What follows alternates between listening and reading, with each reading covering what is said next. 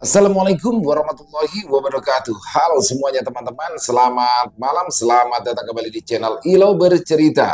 Dan masih bersama saya Ilo, dimanapun teman-teman berada, semoga teman-teman selalu dalam keadaan sehat dan berbahagia selalu. Amin, amin ya robbal alamin.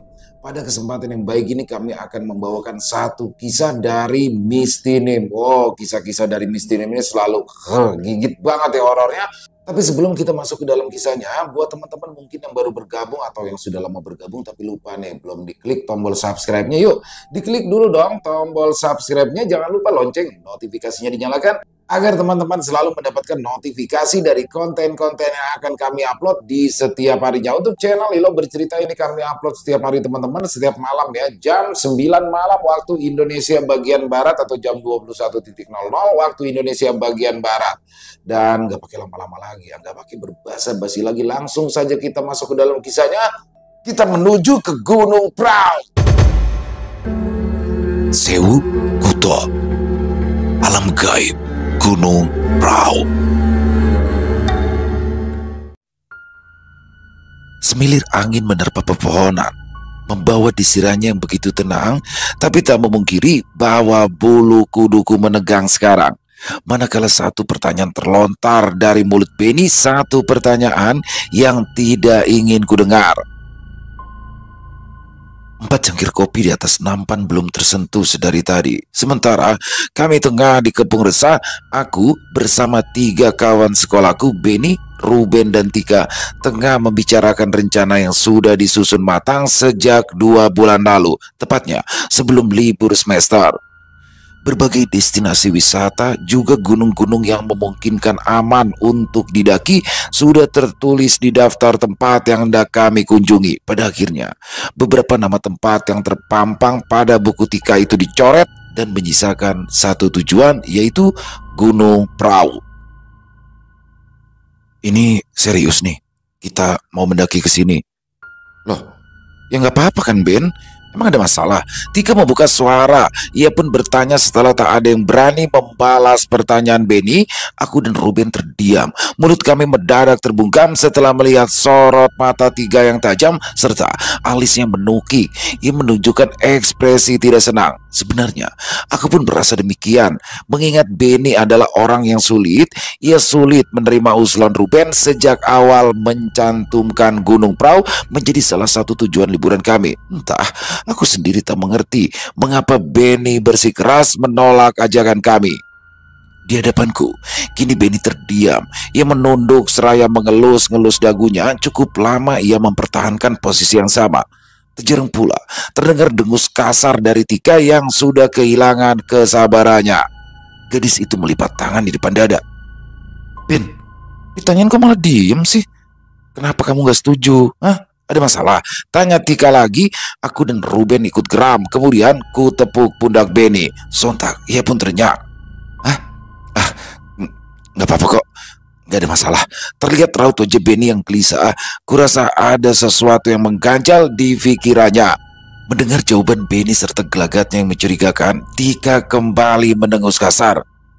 Yang bener dong Ben, dari awal loh kamu kayak gini. Kalau emang ada sesuatu yang kamu tahu atau sesuatu yang kamu takutin, bilang dong ke kita. Cerocos Tika panjang lebar. Tampak di sampingku Ruben sudah tidak tahan. Ia menjulurkan tangan. Kemudian tanpa kusangka-sangka ia membungkam mulut Tika yang masih betah memuntahkan seluruh makiannya. Sudah, bikin bingung. Dari 2 bulan lalu kita sepakat kalau Gunung Prau jadi tempat yang mau dikunjungi. Kita sepakat mendaki ke sana. Terus sekarang Benny gak setuju. Gitu aja kan? Ia gantikan marah Tika yang belum terutarakan seluruhnya. Kami tahu Benny tak akan bisa menolak jika Ruben sudah marah-marah seperti itu. Ia paling takut dengan Ruben, entah mengapa. Bukan, sahut Benny sambil mengibaskan kedua tangannya. Bukan gak setuju, aku itu cuma ingin tahu. Tambahnya, ingin tahu apaan sih maksudmu? Tika menimpali. Sorot mata Benny lepas dari Ruben dan kini berganti pada Tika. Ya, aku cuma ingin tahu, apa kalian yakin mendaki ke sana? pertanyaan yang sama. Tanpa penjelasan mengapa ia menanyakan hal tersebut, kerut dahiku tak tertahan lagi. Aku benar-benar tak bisa menebak apa yang sedang Benny pikirkan tentang gunung itu. Namun seharusnya kami peka dengan kekhawatirannya. Tak memungkiri juga bahwa Gunung Prau pasti punya cerita seram di dalamnya. Apalagi ini bukan kali pertama kami mendaki Gunung Prau menjadi tujuan keenam kami. Malam semakin larut, namun perbincangan kami semakin panas. Berbanding terbalik dengan 4 cangkir kopi yang belum tersentuh sama sekali, mungkin saja sudah dingin terkena siulan angin. Meskipun tenggorokan kami mulai kering, apalagi Tika dan Ruben yang masih saja berdebat dengan Benny. Tapi keinginan kami untuk menenggak segelas kopi itu sirna dengan sendirinya. Sementara itu, aku terus-terusan memperhatikan bagaimana mereka berdebat. Tidak jarang pula berbagai makian Tika lontarkan. Ia gadis yang keras, berbeda denganku, yang lebih memilih diam daripada harus menasehati Benny. Hari ini malam Rabu, besok pagi perbekalan harus sudah siap, lalu Kamis kita berangkat. Sontak Tika memutuskan meski tanpa persetujuan dari Benny. Dengan rentang waktu yang singkat, ia hanya memberikan kami waktu sehari untuk mempersiapkan segala perbekalan yang harus dibawa. Gila, kataku. Tetapi aku setuju dengan Tika. Kalau tidak begitu, pasti Benny terus-terusan menolak rencana yang sudah kami susun matang-matang. Setelah Tika memutuskan hari keberangkatan, tidak ada satupun dari kami yang berani menyangganya, terutama Benny. Ia terus menunduk setelah mendapat semprotan dari Tika dan Ruben dari tadi. Ia semakin diam, membungkam seluruh alasan demi menolak rencana tersebut. Tanpa basa-basi, aku menggeser duduk, hendak mendekat kepada Benny. Ku tepuk pundaknya yang terasa hangat serta bergetar, sedangkan kedua tangan ia sejajarkan seraya mengepal. Kamu pasti punya alasan kenapa nggak mau mendaki ke sana. Apa alasannya? Bisikku pada Benny. Tak kusangka ia terenyak mendengarnya. Ia langsung membanting wajah ke arahku, matanya melotot, gigi-giginya menggerutu. Kemudian ia mengangguk pelan. Ia ragu untuk berbicara denganku sekarang. Untungnya aku bisa memahami gelagat Benny yang ketakutan. Ku urungkan niat untuk mencari tahu alasan darinya saat itu juga. Ketika jam yang melingkar di pergelangan tanganku sudah menunjukkan pukul 11 malam, aku menyudahi perbincangan kami.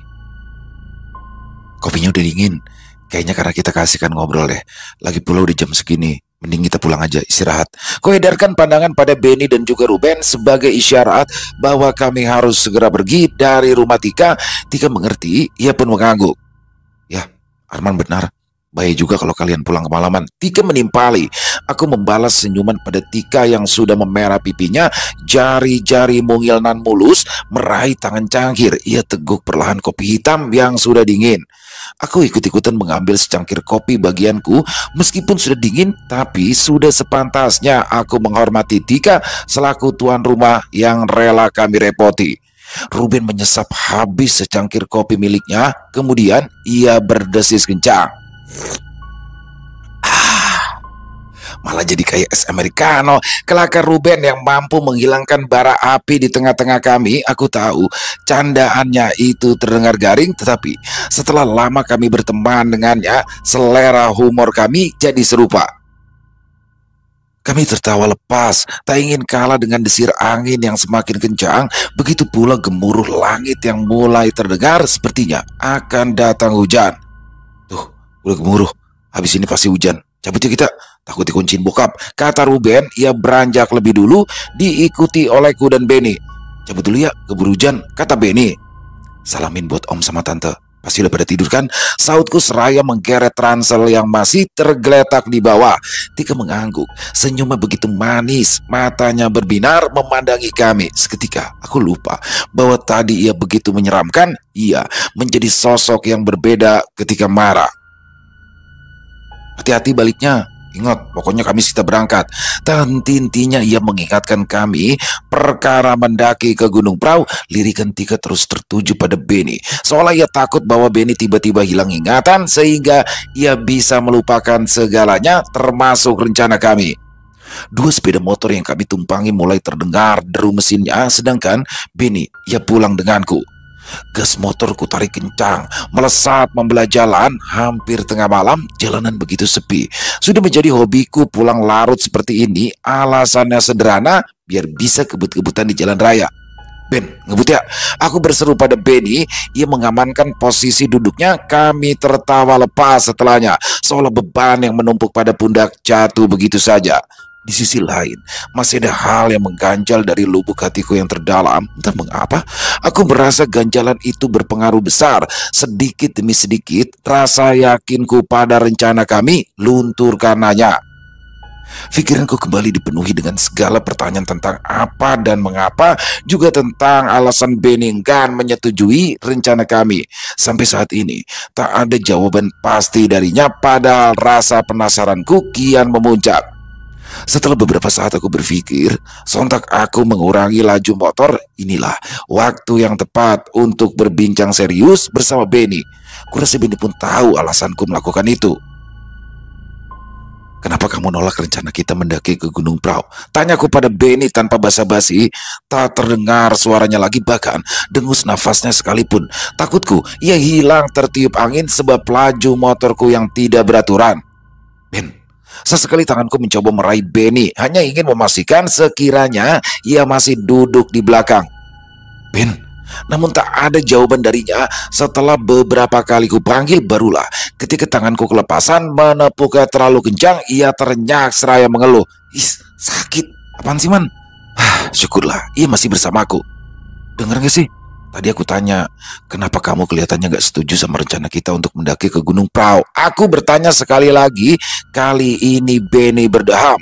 Dari kaca spionku yang memantul ke arahnya, Benny tengah melamun memandangi perkebunan pisang yang mengimpit jalan.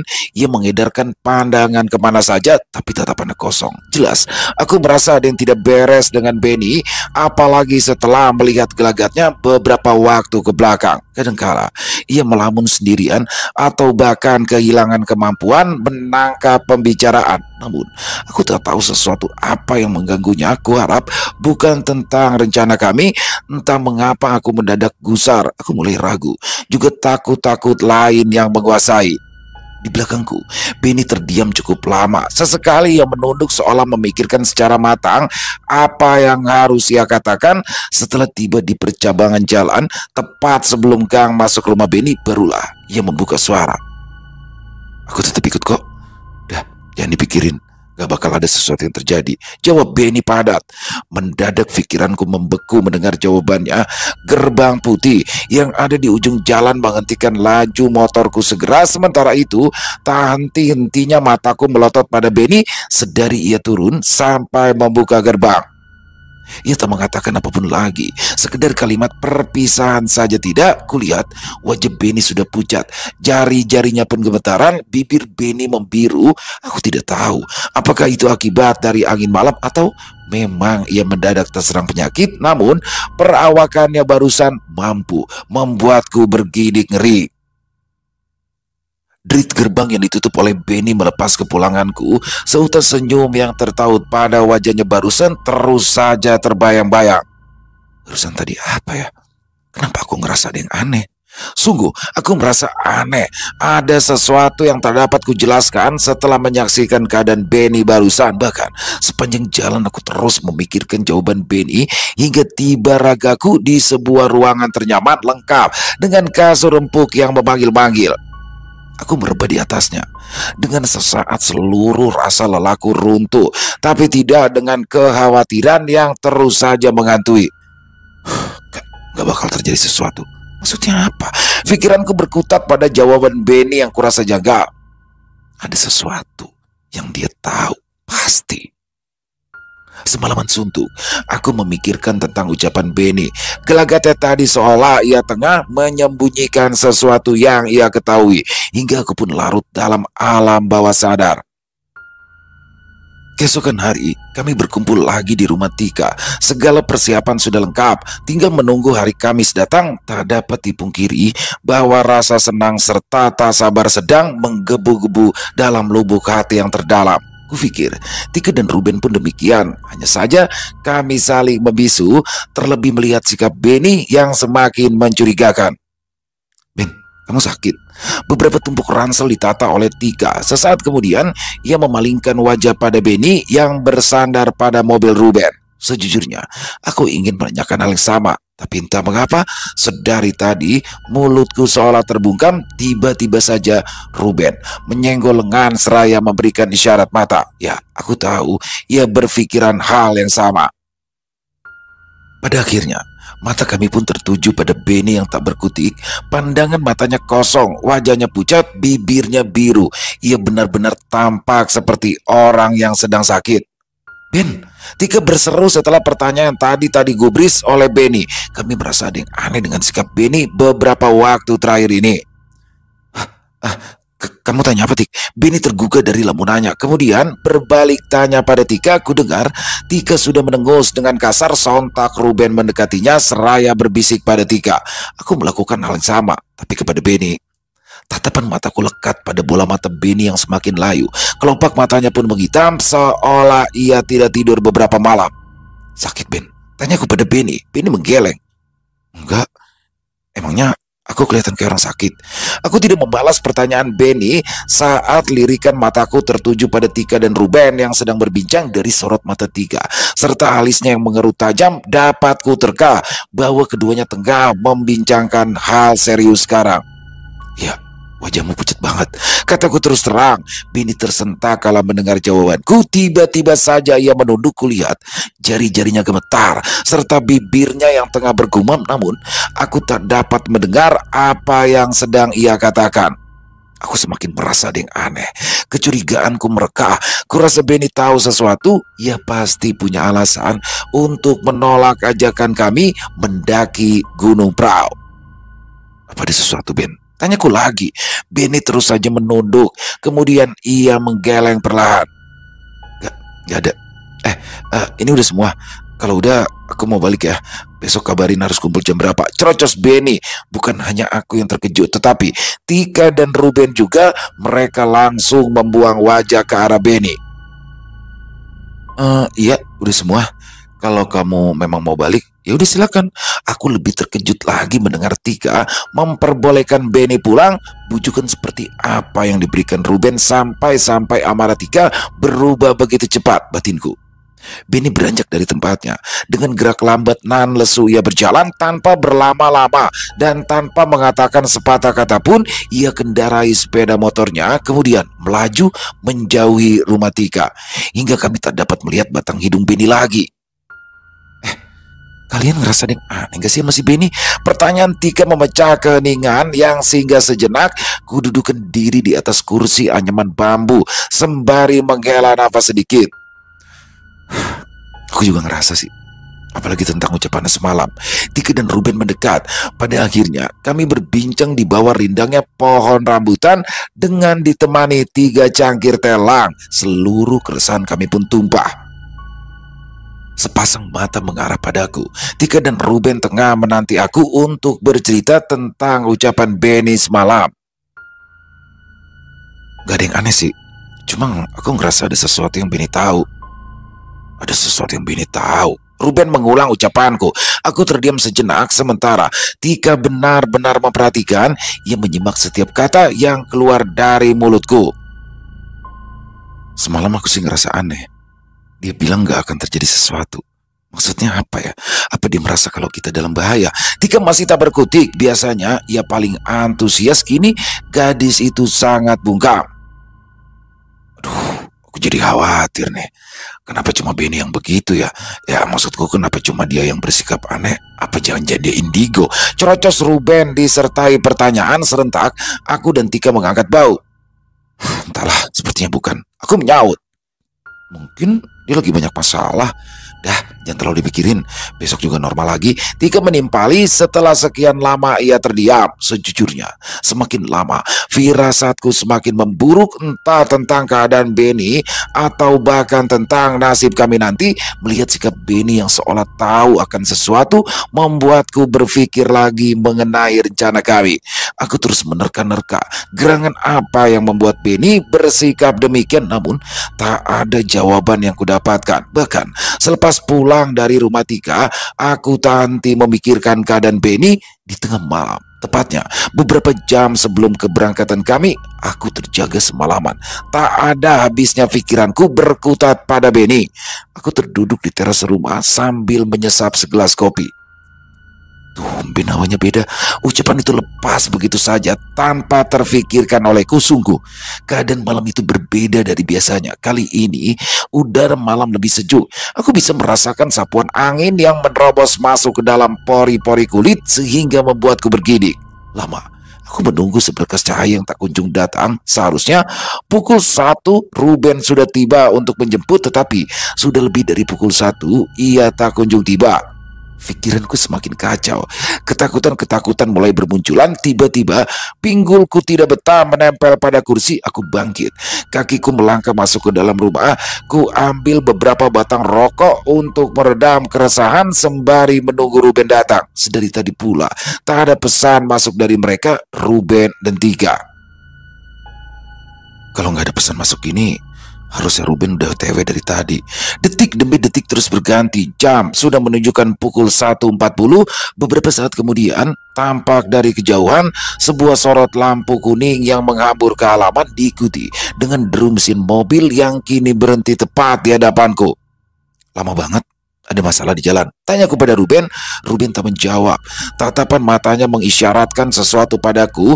Raut wajah ketakutan, peluh keringat yang bercucuran. Ruben diam seribu bahasa. Meski bibirnya bergumam, kemudian sudut mata Ruben mengarah pada seseorang yang duduk di bangku belakang. Kepalaku menyembul, berusaha melihat ke dalam. Benar saja, ternyata Benny yang duduk di bangku belakang. Namun aneh. Benny, kamu beneran gak apa-apa? Kok kayak tambah pucat? Pertanyaan itu terlontar begitu saja tanpa aba-aba. Ruben membungkam mulutku dengan kedua tangannya. Mata Ruben mendelik. Ia cepat-cepat menarik tanganku agar masuk ke dalam mobilnya. Dengan begitu dapat kupastikan ada sesuatu yang tidak beres. Aku buru-buru masuk ke dalam mobil. Seketika pedal gas diinjak oleh Ruben. Mobil yang kami tumpangi melesat begitu cepat menuju rumah Tika tanpa banyak berbincang. Sementara di kepalaku sudah penuh dengan sejumlah pertanyaan yang tak sabar untuk kulontarkan kepada Ruben. Akan tetapi entah mengapa lidahku ini keluh untuk berucap. Bahkan suaraku menghilang begitu saja. Apa yang sebenarnya terjadi dengan mereka? Tanyaku dalam hati. Melihat kondisi Ruben yang gemetaran, lantas Benny yang hanya terdiam di belakang, aku benar-benar tidak mengerti apa yang sudah mereka lalui. Kejadian janggal macam apa yang membuat Ruben jadi begini? Tak lama kemudian, mobil yang kami tumpangi mulai menginjak jalan bebatuan. Dari kejauhan pula tampak perawakan seorang gadis yang tengah melambai.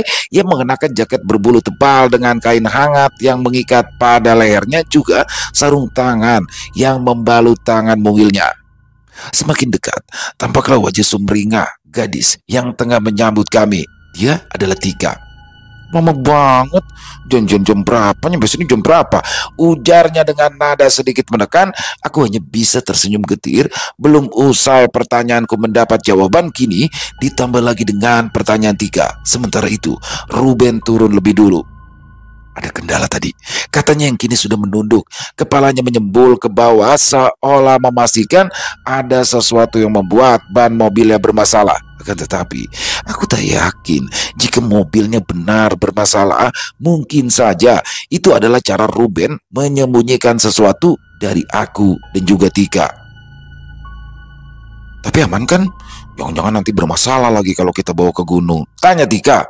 Aman, jangan khawatir, balas Ruben terbata-bata. Keduanya terus berbincang di luar. Ruben mulai menaikkan barang-barang yang hendak kami bawa mendaki ke tujuan. Lantas aku mengikuti Ruben sebab mulai tak tahan berada di dalam bersama Benny.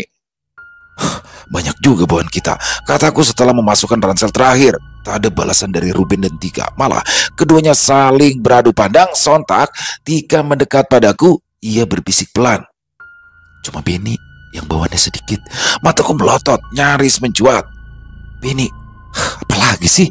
Aku sudah tak tahan. Sudah cukup berbagai kejanggalan sikap Benny yang membuat kami ragu untuk mendaki. Aku harus ngomong ke Benny. Langkahku tergesa. Aku tak main-main kali ini. Tiba-tiba saja Tika mencekal tanganku erat. Jangan, Man. Ia berseru, dahinya mengkerut. Serentak ia menggeleng bersama Ruben. Keduanya melarangku untuk berbincang dengan Benny. Minat mendakiku hilang seketika. Namun rencana kami harus tetap berjalan. Aku pun mengiyakan permintaan keduanya untuk tidak berbincang lebih dulu dengan Benny. Hingga kami tiba di tempat tujuan, tepatnya pukul 5. Seger banget. Tika keluar lebih dulu. Gadis itu seperti burung yang lepas ke habitatnya. Ia segera menghambur ke sana kemari, membiarkan paru-parunya itu penuh dengan udara sejuk Gunung Prau. Sementara aku dan Ruben mulai beranjak hendak menurunkan barang. Kutepuk pundak Ruben. Kuharap ia pun faham dengan isyarat barusan. Ruben membalas dengan menaikkan kedua alisnya. Kemudian ia ketuk jendela yang menghadap langsung kepada Benny. Ben, turun deh, bantu keluarin barang, Ruben berseru. Tak ada jawaban dari Benny, tetapi kulihat pintu mobil Ruben terbuka sendirinya. Benny keluar mendengar seruan yang baru saja lepas dari mulut Ruben. Ia masih sama, hanya menunduk tanpa mengindahkan kami yang ada di sekitarnya. Namun apa boleh buat, kami tak punya cukup tenaga lagi untuk mempermasalahkan sikap Benny. Paling tidak ia mau beranjak, itu pun sudah membuat kami tenang. Di sisi lain, berbeda dengan Tika yang responnya selalu mengejutkan. Entah bagaimana caranya ia bisa berpindah dalam sekejap. Tiba-tiba saja ia sudah berdiri di samping Ruben dengan berkacak pinggang. Ia perhatikan Benny tergopoh-gopoh mengeluarkan satu persatu ransel dari bagasi. Udah semua kan? Sepatah kata keluar darinya. Aku dan Ruben sontak terkejut. Begitu pula Tika, meski tak terlalu tampak bagaimana terkejutnya dia. Ya, makasih ya. Tika mendekat. Ia mengambil alih ranselnya dari tangan Benny. Tapi kamu yakin tetap mau daki? Ya kalau enggak, lebih baik jangan deh, daripada nyusahin. Lanjutnya, Benny kembali terdiam. Namun kali ini tatapan matanya berubah tajam kepada Tika. Lelaki itu melipat bibir ke dalam. Lantas ransel yang hendak ia sampaikan dibuang begitu saja. Kamu pikir kamu siapa? Kamu gak tahu apa yang ada di atas sana. Jadi jangan sembarangan. Mulutku menganga lebar lagi dan lagi. Sikap Benny tak dapat diterka. Setiap kalimat yang keluar dari mulutnya seolah menjadi sumpah serapah bagi kami. Entahlah, sampai sekarang aku masih saja bertanya, apakah Benny sadar mengatakan demikian? Sesaat, satu tepukan mendarat membuatku ternyak. Makin gak beres. Yakin mau lanjut? Ruben mendekatkan wajah seraya berbisik. Sementara itu, pandanganku tak luput dari Benny dan Tika di sana. Ya mau gimana? Masa pulang gitu aja? Ruben mengangguk berkali-kali. Ya bener sih. Tapi kalau benar terjadi sesuatu di atas gimana? Sial. Pertanyaan itu membuatku berpikir lebih keras lagi. Walaupun kami sudah berkali-kali mendaki, namun kejanggalan kali ini berhasil membuat nyali ciut. Benny tak seperti biasanya. Iya, yang biasanya girang tiap kami punya rencana mendaki, kini tak banyak bertingkah ketika kami memutuskan mendaki Gunung Prau. Gak bakal, yakin aja, ujarku pada Ruben. Senyatanya aku pun mulai merasakan hawa yang berbeda. Begitu pula pikiran-pikiran buruk yang mulai bermunculan. Ku dekati Tika yang masih melonjak amarahnya. Lanjut, yang penting kita gak aneh-aneh. Lalu berbisik pada Tika. Tika mendelik. Perlahan wajahnya berpaling ke arahku. Aku gak yakin. Nanar mata Tika mengisyaratkan keraguannya. Insya Allah aman. Ayo bersiang. Aku mencekal tangan Tika tanpa menghiraukan Benny yang masih terdiam menatap kami. Pada akhirnya, pendakian ini tetap terlaksana. Kami mengambil jalur Patak Banteng yang mana menjadi jalur tercepat untuk menuju puncak. Selain itu, kami tak ingin terlalu banyak membuang tenaga, sehingga jalur inilah yang menurut kami pas. Sepanjang perjalanan, tak ada sepatah kata pun yang keluar di antara kami. Sejak awal kedatangan, aku mulai merasakan hawa-hawa yang berbeda. Udara sejuk yang menerpa bukanlah sejuk seperti biasanya. Kupikir bukan hanya aku yang merasa begitu. Berkali-kali ku dapati Tika yang mendengus kencang. Ia tengah kedinginan. Tanya itu, ia juga terus menggenggam kedua tangan meski sudah terbalut kain tebal. Begitu pula dengan Ruben. Sedari tadi ia mencuri-curi kesempatan untuk melirik ke belakang. Sesekali Ruben memberikan isyarat mata, tapi aku tak paham maksudnya. Di sisi lain, aku tahu ada sesuatu yang tengah mengganggu pendakian kami kali ini. Berulang kali, sudut mataku menangkap sekelebatan bayangan yang melintas di sisi-sisi pepohonan rindang. Tika aman. Seperti biasanya, Ruben selalu berteriak memanggil nama kami ketika dirasa keadaan sekitar mulai tidak kondusif, bukan menjadi rahasia lagi bagi para pendaki. Aku pun tahu seluruh cerita mistis di Gunung Prau. Aman. Ning, Ruben berhenti berteriak setelah Tika menjawab. Arman aman. Giliran aku yang dipanggil oleh Ruben. Aman. Syukurlah aman semua. Aku terdiam sejenak. Sekarang jantungku mulai berdegup tak beraturan. Kurang satu, terbesit di pikiranku mengapa Ruben tak memanggil nama Benny. Tak ada jawaban dari Ruben. Ia terus saja melanjutkan perjalanan. Selama itu pula aku terus bertanya-tanya. Sesekali aku mencoba melirik ke belakang memastikan bahwa Benny masih berada di tempatnya. Yang paling aneh, tak ada seorang pun di antara kami yang berani menoleh, benar-benar menoleh. Meski begitu, sejak awal kami sudah diperingatkan untuk tidak menoleh ke belakang. Entah sebab pasal apa. Aku menunduk, telingaku terbuka lebar. Aku terfokus pada irama langkah kaki di belakang. Dedaunan kering yang tersapu ke sana kemari membuktikan bahwa Benny masih berada di belakangku. Masih ada kok. Tapi kenapa Ruben gak manggil Benny? Tanya aku seraya bergumam. Sebentar lagi sampai pos 2. Kita gak berhenti, terus lanjut. Beberapa saat kemudian Ruben kembali berseru. Mataku mendelik mendengarnya. Gila, masa ia gak berhenti dulu? Suaraku lepas begitu saja. Tika segera menoleh. Ia sudah mengangkat tangan dan siap mendampratku dari mana saja. Dijaga kalau ngomong. Ya apa boleh buat. Aku hanya bisa mengiyakan arahan dari Ruben tanpa bisa protes saat itu juga. Namun manakala kami tiba di pos 2, keadaan di sekitar kami semakin mencekam. Ruben benar-benar melarang kami untuk berhenti. Dan kini aku tahu apa alasan ia memutuskan hal tersebut. Ini mendungnya, kabutnya tebal. Sungguh, keadaan di sekitaran kami mendadak gelap. Padahal waktu sudah menunjukkan pukul 7. Ditambah lagi karena kabut tebal yang tiba-tiba mengepung, pandangan kami terbatas. Senter yang kami bawa saja tidak cukup untuk diandalkan. Jangan macam-macam. Udah, lanjut aja, jalan. Terdengar suara Ruben yang sudah gemetar. Aku tahu ia sedang menahan rasa takutnya. Gak guna, gerutuan itu pun menyusul setelahnya. Entah sebab apa yang membuat Ruben kesal. Masih ada yang bawa kompas gak? Tanya Tika kemudian. Kompas Ruben rusak, ada yang bawa lagi gak? Tambah Tika. Aneh, satu-satunya alat yang kami andalkan tiba-tiba rusak. Gak ada, aku gak bawa. Pendakian kami di sini mulai kacau. Namun kami terus saja mencari cara selagi menunggu kompas berfungsi. Harapan kami besar barangkali menemukan plang nama di sepanjang jalan yang bisa kami andalkan. Akan tetapi sudah lebih dari 1 jam kami berjalan, tetap kami tak menemukan petunjuk kemana seharusnya kami melangkah. Sementara kabut semakin tebal. Benny. Kini Ruben meneriaki nama Benny setelah lama terbungkam. Benny mana? Ada kompas nggak? Ning, tidak terdengar suara Benny di belakang, tetapi tidak ada yang berani menoleh untuk memastikan keberadaan Benny, termasuk aku. Entah mengapa, leherku mendadak kaku.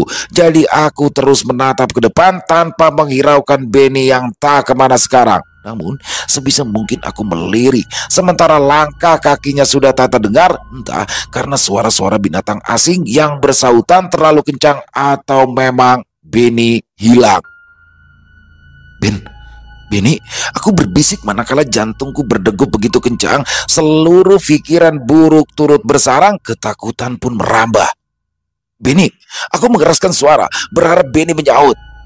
Toleh aja toleh, Ruben berseru dari depan. Berkali-kali aku menelan ludah. Leherku ini benar-benar kaku meski dipaksa untuk menoleh ke belakang. Kamu aja. Aku gak bisa. Mendengar penolakanku membuat Ruben naik pitam.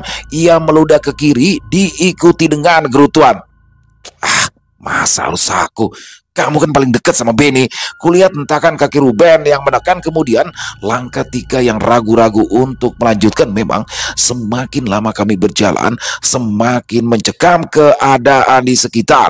Kabut bukannya hilang, malah kian menebal. Jalur pendakian yang tadinya tampak kini lenyap. Mati. Gak ada lagi jalan. Kembali terdengar suara parau dari Ruben. Tiba-tiba saja ia menghentikan langkah, begitu juga dengan Tika. Kenapa? Aku mencoba mencari tahu apa yang terjadi di depan, sehingga membuat mereka berhenti. Ruben menggeleng, sedangkan Tika mulai merengek. Gadis itu ketakutan setengah mati. Bercabangan. Aku nggak tahu harus lewat mana. Nggak ada kompas, nggak ada petunjuk. Cerocos Ruben. Benny gimana? Disusul dengan pertanyaan yang membuatku terbungkam. Mau tidak mau, aku memaksakan diri untuk menoleh ke belakang. Benny mana? Benar saja, sesuatu yang kutakutkan terjadi. Benny tidak ada di belakang kami sejak suara langkahnya tak terdengar lagi. Mendengar teriakanku, barulah Ruben dan Tika berani menoleh. Ah, bukannya tadi ada di belakangmu? Tanya Tika dengan polosnya. Aduh, kemana lagi sih dia? Gak mungkin kita cari kan, kabutnya semakin tebal. Gini, tampak raut wajah Ruben yang terlipat, bibirnya pucat, giginya mengkerutuk beriringan dengan tubuhnya yang gemetar. Di sisi lain, Tika mulai kehilangan minat untuk bicara. Ia terduduk sembari menopang wajah. Dari tadi tuh aku heran, kenapa kamu gak manggil-manggil nama Benny, padahal kamu manggil namaku dan Tika. Sontak, Ruben mendelik menatapku, sementara Tika mengernyit. Mereka seolah keheranan mendengarnya. Kamu ngomong apaan sih, Man? Tanya Tika. Dari wajah gadis itu menunjukkan keraguan serta kebingungan. Loh, emangnya kamu dengar kalau Ruben manggil nama Benny? Aku berbalik tanya padanya. Ruben menepuk jidat. Ia membaringkan tubuh seraya membuang seluruh resah yang ditopangnya. Kemudian ia raup wajah dalam-dalam. Suaranya yang menggelegar itu ikut keluar. Kamu ngomong apa sih, Arman? Dari tadi aku tuh manggilin Benny, tapi gak ada jawaban. Sampai barusan itu aku minta kamu buat mastiin Bebe Ruben. Sedangkan Tika hanya mengangguk-angguk. Mataku membulat, mulutku terbuka lebar. Kesaksian Ruben sungguh berbeda dengan yang kudapati. Udahlah, aku gak ngerti. Sekarang ayo kita pikirin gimana caranya kita cari Benny. Dia hilang. Ruben kembali menepuk jidat. Lanjut jalan. Kita nggak perlu cari Benny. Ia beranjak. Kami seperti tak berdaya untuk membantah perintahnya, hingga kami hanya diam terus berjalan mengekori kemana Ruben pergi. Di percabangan, ia mengambil jalur ke kiri. Entah karena ia tahu atau karena ia asal memutuskan saja. Perjalanan berlanjut. Medan terjal dengan bebatuan licin berkali-kali menyulitkan kami. Ditambah lagi jalur yang kami lewati menyempit. Kami melintasi dataran yang lebih tinggi dengan jurang di satu sisi. Sungguh nyaliku mendadak ciut. Tubuhku gemetar tak karuan, serta mataku yang tanti memindai sekeliling. Pepohonan yang tadinya hijau lebat kini berubah menjadi bayangan kelam dengan cabang-cabang yang melentang. Kami memasuki wilayah lain, alam yang berbeda di sisi Gunung Prau. Kuhempaskan rangselku ke atas bebatuan. Manakala rasa lelah serta resah sudah bergelut dengan batin, aku tak ingin lagi melanjutkan pendakian. Kalian dengar itu? Tanyaku dengan suara parau, sebab air mata nyaris membanjiri pipiku. Aku sudah tidak tahan dengan berbagai kejanggalan, termasuk suara-suara aneh yang kini menjelma menjadi keramaian. Ruben dan Tika menoleh. Mereka mengangguk serentak, tanda mengiyakan pertanyaanku. Di depan ramai banget ya. Tika semakin membenarkan. Bukan hanya aku yang mendengar keramaian. Di sisi lain, Ruben tak berkutik. Lelaki itu hanya diam dengan berkecak pinggang. Lantas sorot matanya tertuju pada suara ramai di depan sana. Gak ada jalan lain. Mau gak mau, kita harus lewat sana. Jantungku berhenti sepersekian detik. Kalau kita tersesat, ya resiko. Tapi harus. Semoga aja kita ketemu Benny di sana. Saut Tika. Sejujurnya, niatku untuk melanjutkan pendakian ini sudah sirna, apalagi kejanggalan-kejanggalan yang datang. Namun, menghilangnya Benny secara tiba-tiba memaksa untuk terus melanjutkan. Langkah demi langkah beradu dengan resah.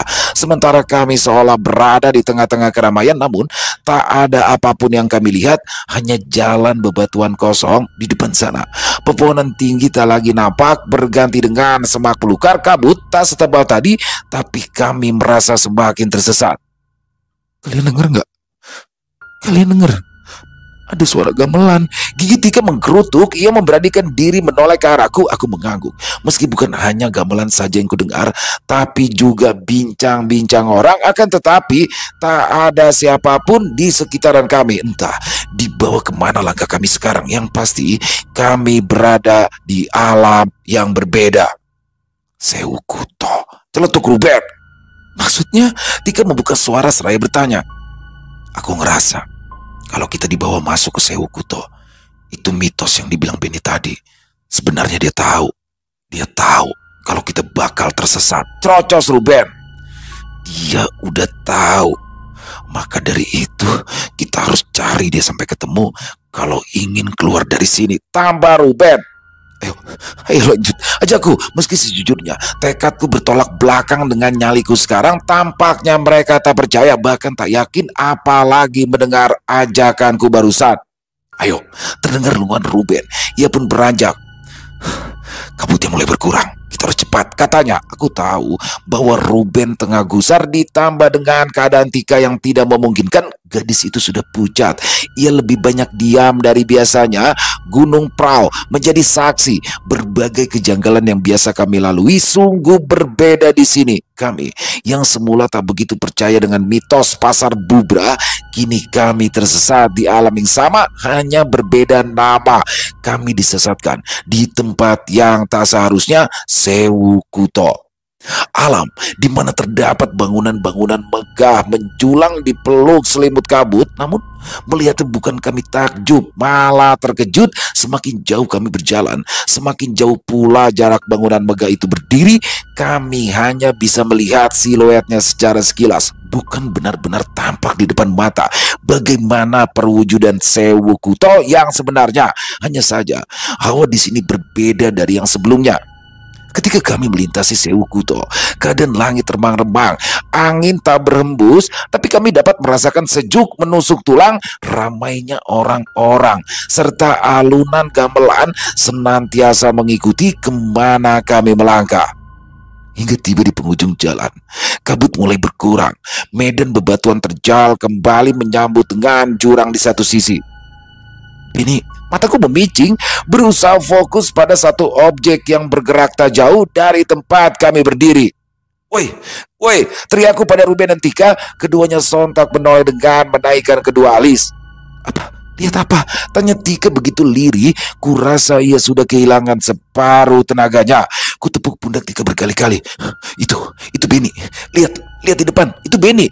Keduanya mengikuti kemana arah tanganku pergi. Pandangan kami masih terbatas sehingga butuh kesadaran penuh untuk melihat sekilas objek yang melintas di depan kami.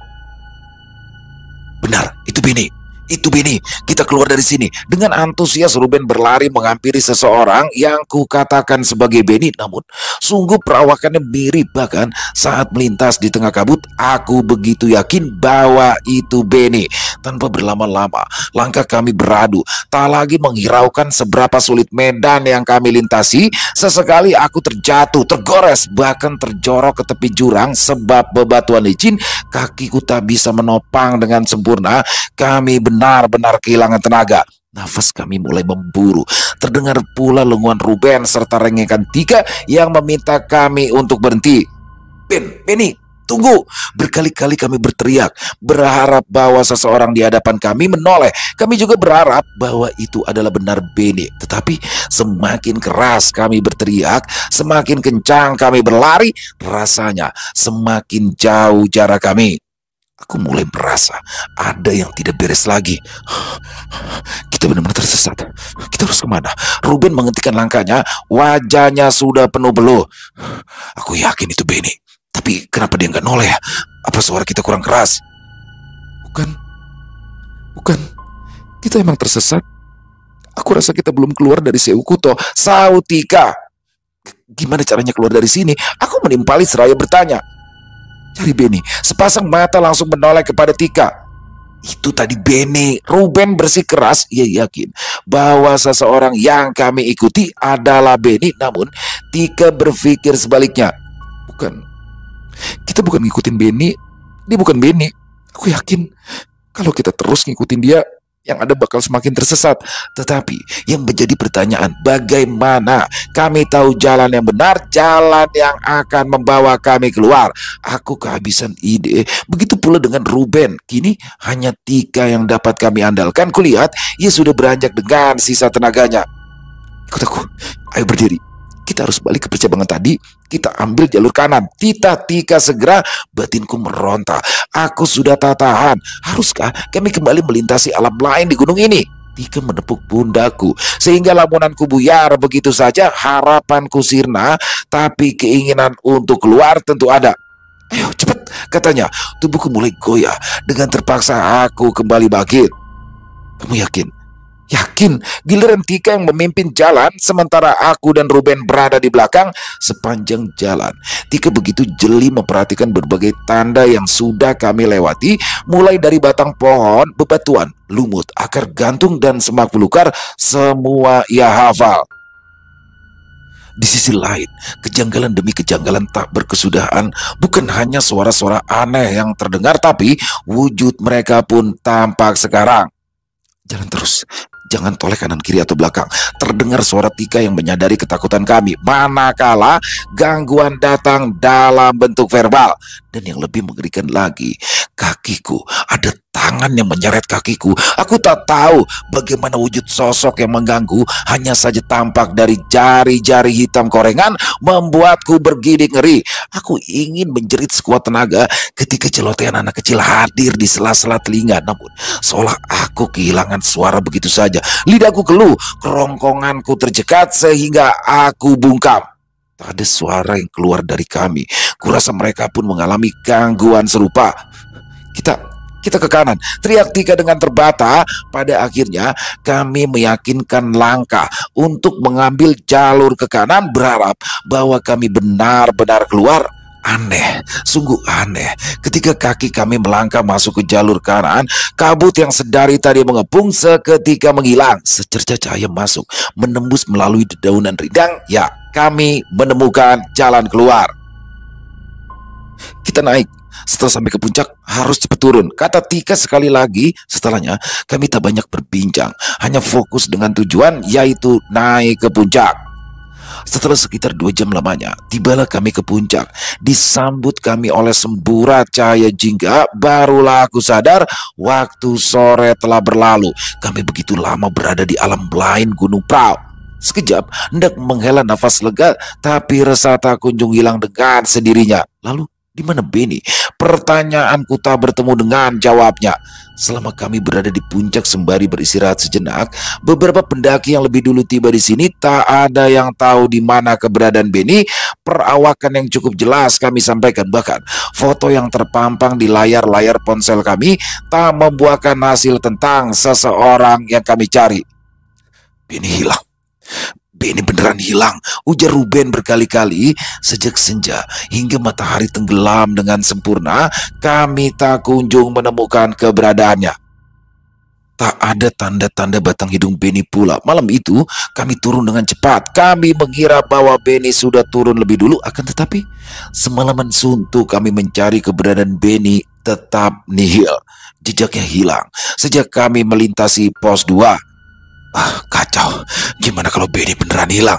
Aku benar-benar terbungkam mendengar pertanyaan Ruben. Berbagai pikiran buruk berkecamuk, penyesalan pun ada. Terlebih lagi Tika. Tak henti-hentinya ia menangis sejak kami turun dari puncak. Ini salahku. Seharusnya kita terima tolakan Benny. Kenapa dia menolak ajakan buat mendaki Gunung Prau? Mata Tika yang sembab mendeskripsikan bagaimana perasaan hatinya yang tak menentu. Aku pun begitu. Hanya saja tak mungkin aku menangis di saat genting.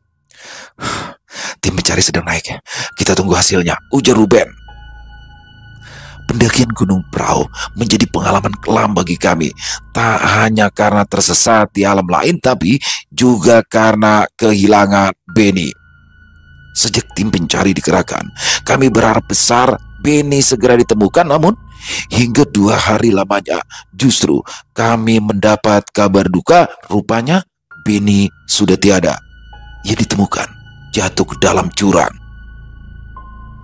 Kepergian Kepergian Benny memukul kami. Terlebih Tika, tiada hari tanpa menyalahkan diri. Kami menyesal, sungguh menyesal. Kematian Benny tepat 2 hari sebelum ulang tahunnya, jelas luka yang ditimbulkan kian mendalam. Kami tak lagi bertegur sapa semenjak kematian Benny. Seolah lupa dengan hubungan pertemanan kami. Namun senyatanya kami belum sembuh dari luka yang terus menggores hati. Meskipun kami berhasil keluar dari Sewu Kuto Gunung Prau, bayang-bayang kelam serta jerit tangis penyesalan terus mengikuti setiap langkah kami. Yang sebenarnya terjadi, kami terperangkap di tempat yang tak pernah kami ketahui di dunia ini, Sewu Kuto. Satu pertanyaan yang hingga kini belum terjawab. Bagaimana Benny tahu bahwa kami akan tersesat di Gunung Prau? Yang pasti, kupikir berbagai tingkah anehnya menjadi pertanda bahwa kami benar-benar kehilangan Benny. Catatan akhir. Halo, teman-teman yang sedang mendengar. Sebelumnya, kami selaku kerabat serta keluarga besar Benny memohon doa teman-teman yang ditunjukkan kepada almarhum. Semoga dengan semua doa yang dipanjatkan, amal ibadah almarhum diterima di sisinya. Amin. Terima kasih. Selesai. Wah, luar biasa kisah dari Misty nih. Wah, ini kisah pendakian Gunung Prau yang mana dilakukan oleh 4 orang ya. Arman, Benny dan Ruben dan juga Tika. Jadi ada 4 orang teman-teman di sini. Kisah ini dari pos 1 ya, sudut pandang orang pertama yaitu Arman, bagaimana Misty ini dapet banget nih. Jadi gini ya, apa namanya, di dalam kisah ini tidak ada penampakan hantu atau setan sama sekali, tapi kayak apa ya, kayak dark banget gitu, kayak sepanjang kisah tuh kayak tek.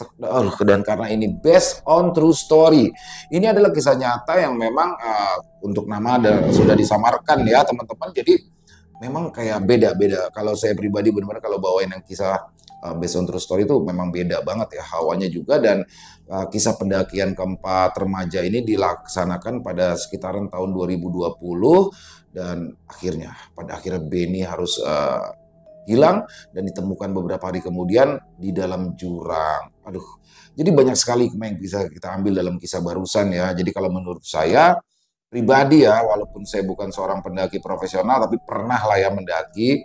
Di sini memang kalau sekiranya ada perasaan gak enak atau ada perasaan yang apa atau sakit atau apa, seperti yang Benny kan dari awal sudah merasakan, cuma karena faktor gak enak, dia nggak mau menggagalkan rencana yang sudah dibuat dari jauh-jauh hari. Akhirnya Benny terpaksa ikut, yang mana bisa membahayakan diri dia sendiri dan juga teman-temannya. Harusnya sih dari awal Benny ngomong aja apa yang dirasakan ya. Dan juga kalau dilihat dari kisah ini kan sepertinya Ruben untuk pemimpin, harusnya Ruben juga lebih peka. Jadi ini tidak menyalahkan mereka ya, tapi ini menjadi kaca atau pembelajaran buat kita semua, terutama buat teman-teman yang suka dengan mendaki gunung ya, atau traveling atau gimana yang ke daerah-daerah yang sekiranya rawan.